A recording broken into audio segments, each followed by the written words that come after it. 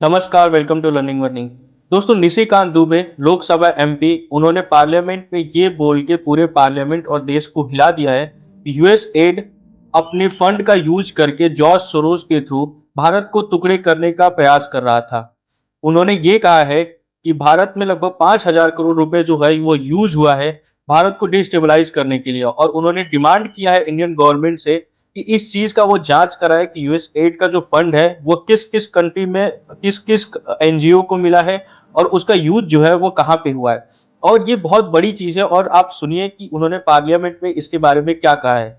सत्ता परिवर्तन हुआ है। माननीय राष्ट्रपति ट्रंप बैठे और उन्होंने यूएस एड जो है वो कंप्लीट बंद कर दिया। इस आधार पर बंद कर दिया कि यूएस एड वर्षों से केवल भिन्न भिन्न सरकारों को गिराने के लिए ही अपना पैसा खर्चा करे, और उसने जो आंकड़े दिए हैं वो बहुत ही महत्वपूर्ण है देश के लिए। मेरा कुछ सवाल है इस देश से और विपक्ष की जितनी पार्टियां हैं उससे। पहला सवाल आपके माध्यम से सरकार से, पहला ये है कि यूएस एड ने open society foundation George Soros को 5,000 करोड़ रुपया भारत को टुकड़े करने के लिए दिया या नहीं दिया? यूएस एड और जॉर्ज सोरोस की ओपन सोसाइटी फाउंडेशन ने राजीव गांधी फाउंडेशन और राजीव गांधी चैरिटेबल ट्रस्ट को पैसा दिया कि नहीं दिया? आपने सुना कि निशिकांत दुबे ने क्या कहा। अब सवाल ये उठता है कि यूएस एड क्या है, यूएस एड किस तरीके से काम करती है और किस किस को फंड करती है, कैसे फंड करती है। दोस्तों, आप सबको पता है कि वर्ल्ड वॉर 2 के बाद जो पूरा यूरोप था वो बर्बाद हो गया था, और यूरोप को रिकंस्ट्रक्ट करने के लिए एक प्लान लाया गया। उस प्लान का नाम था मार्शल प्लान, और यूएस उस प्लान का यूज करके फंड कर रहा था रिकंस्ट्रक्शन के लिए। फिर 1950 के दशक में अमेरिका ने कई विकासशील देशों को आर्थिक और तकनीकी सहायता प्रदान करना शुरू किया, लेकिन वो इफेक्टिव तरीके से नहीं हो पा रहा था। इसलिए 1961 में इन जितने भी आर्थिक सहायता दी जा रही थी उनको एक छतरी में लाने के लिए यूएस एड का गठन किया गया। इसकी शुरुआत जो थी वो जॉन एफ कैनेडी ने फॉरेन असिस्टेंस एक्ट के तहत किया था, और इसका जो यूज था, इसका जो मेन काम था वो विकास सहायता मतलब डेवलपमेंट एड में, ह्यूमैनिटेरियन एड में यूज करना था। यूएस एड का जो काम है वो अलग अलग सेक्टर में है, जैसे कि स्वास्थ्य में, मलेरिया एचआईवी एड्स के लिए जो टीकाकरण होता है, इन सब के लिए, शिक्षा में, आर्थिक विकास में, क्लाइमेट चेंज में, डिजास्टर रिलीफ में, और डेमोक्रेसी और गवर्नेंस को पारदर्शी को बनाने के लिए किया गया था। आप सबको पता है कि ये जो जो डेमोक्रेसी को बचाने का काम है यूएस का, वो कितना खतरनाक है और किस तरीके से लीबिया, इराक जैसे देशों को डिस्टेबलाइज कर चुका है। अब ये जो सारी चीजें हैं वो बाहर कैसे आ रही हैं? तो आप सबको पता है कि प्रेसिडेंट ट्रम्प जो है वो चुनाव जीत के आ गए हैं और प्रेसिडेंट बन गए हैं, वहाँ रिजीम चेंज हो गया है। इसके बाद उन्होंने एक ऑर्गेनाइजेशन डॉज बनाया है जो कि जितने भी गवर्नमेंट इंस्टीट्यूशन है उसको देखेगी, उसकी इफिशियंसी पे काम करेगी, और जिसका हेड जो है वो इलॉन मस्क है। तो इलॉन मस्क ने जब जांच करना शुरू किया तो उन्होंने पाया कि जो यूएस एड है वो यूएस के फंड को बहुत ज्यादा बर्बाद कर रहा है, और डॉज का जो मेन मोटिव है वो इफिशियंसी को बढ़ाना है। तो उन्होंने इसके बारे में क्या कहा, आइए सुनते हैं। And USAID is a bowl of worms. There is no apple. And when there is no apple, you've just got to basically get rid of the whole thing. आपने सुना कि यूएस एड के बारे में इलॉन मस्क के क्या विचार हैं। अब आप देखिए कि इन सबको सुनने के बाद ट्रंप ने जो यूएस एड था उसके फंड को फ्रीज कर दिया, और जो एम्प्लॉय थे उनको छुट्टी पे भेज दिया। लेकिन इसके बाद जो वहाँ की जुडिशरी है उन्होंने उनको वापस रख दिया। इन सबके बीच प्रेसिडेंट ट्रंप ने जब उनसे क्वेश्चन पूछा गया यूएस एड के बारे में तो क्या कहा, आप इसको सुनिए। Tremendous fraud, but we'll be doing a report. We'll be giving you that report at the appropriate time. Yeah, The person of USAID was something like in some respects. I love the concept of it. Yeah, sure. I love the concept, but they turn out to be radical left lunatics. And the concept of it is good, but it's all about the people.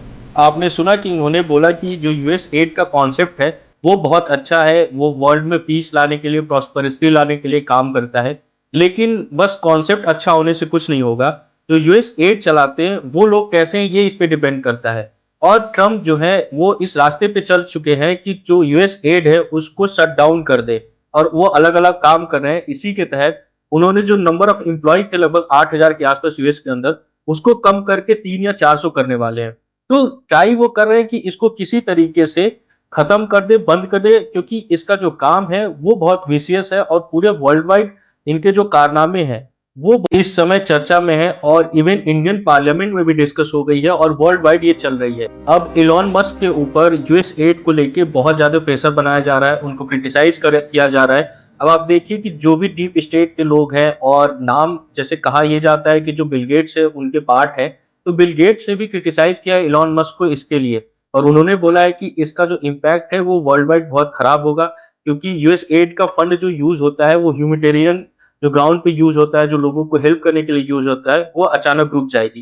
लेकिन US add के जो कारनामे हैं वो बहुत ज्यादा चर्चा में है इस समय। जैसे कि आपको पता है कि जो बांग्लादेश के अंदर रिजीम चेंज हुआ था उसमें शेख हसीना ने बोला था कि यूएस जो है वो मिलिट्री बेस बनाने के लिए डिमांड कर रही है एक आइलैंड की, और उन्होंने विरोध किया। और इसके बाद ही आपने देखा कि बांग्लादेश के अंदर तख्ता पलट हुआ और वहां की जो सरकार है वो चेंज कर दिया गया और यूएस का जो एक पपेट है उसको लाके बैठा दिया गया।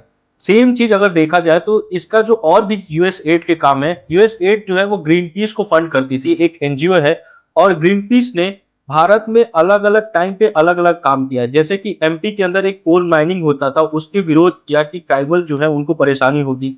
जो कूडाकुलम न्यूक्लियर पावर प्लांट था उसका विरोध किया। तो ग्रीन पीस जैसे ऑर्गेनाइजेशन जो यूएस एड के द्वारा चलती थी वो इस तरीके से भारत को नुकसान पहुंचाती थी। एक आईबी का रिपोर्ट है जो पीएमओ को दिया गया था जिसमें यह कहा गया था कि ग्रीन पीस की वजह से भारत को हर साल 2 से 3% नुकसान होता है जीडीपी का।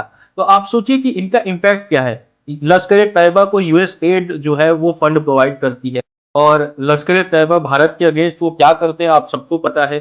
तो यूएस एड जो है वो हर तरफ से भारत को नुकसान पहुंचाने के लिए काम कर रही है। और अब देखेंगे कि ये भी कहेंगे कि यूएस जो है वो इंडिया का अलाई है। टकर कार्लसन जो है उसने एक इंटरव्यू अपलोड किया है यूट्यूब के ऊपर और एक्स के ऊपर, जिसके बाद जो ये क्वेश्चन उठा था, जब शेख हसीना ने ये सवाल उठाया था कि यूएस जो है वो रिजीम चेंज करना चाहती है क्योंकि उनके हिसाब से काम नहीं हो रहा है, तो सबने विश्वास नहीं किया था, सबने क्वेश्चन उठाया था कि ये पॉलिटिकली मोटिवेटेड है। अब आप इस इंटरव्यू में देखिए कि यूएस कैसे एक्सेप्ट कर रहा है कि उन्होंने किस तरीके से बांग्लादेश में रिजीम चेंज किया था और किस तरीके से यूएस काम करता है। It really is vital to U.S. national interests to build that military base in Bangladesh to counter Chinese influence. And the Bangladeshi prime minister doesn't want to do it. And so our foreign policy planners decide we need to do regime change. Policy of the U.S. government, the State Department and the White House and the National Security Council all agree this government, we should pursue regime change, all options to destabilize that country in order to weaken the existing government and to build up our network of democratic institutions and activists in order to either win the next election or in order to, do a color revolution style, ousting where the prime minister has to flee in a helicopter. And what was done in this case in Bangladesh, and these leaked documents from the gray zone show this in gratuitous detail. दोस्तों आपने देखा कि बांग्लादेश में किस तरीके से US ने regime change किया। आप सबने देखा होगा कि जब इंडिया में इलेक्शन होने वाला था लोकसभा का, तो यूएस से कैसे स्टेटमेंट आते थे।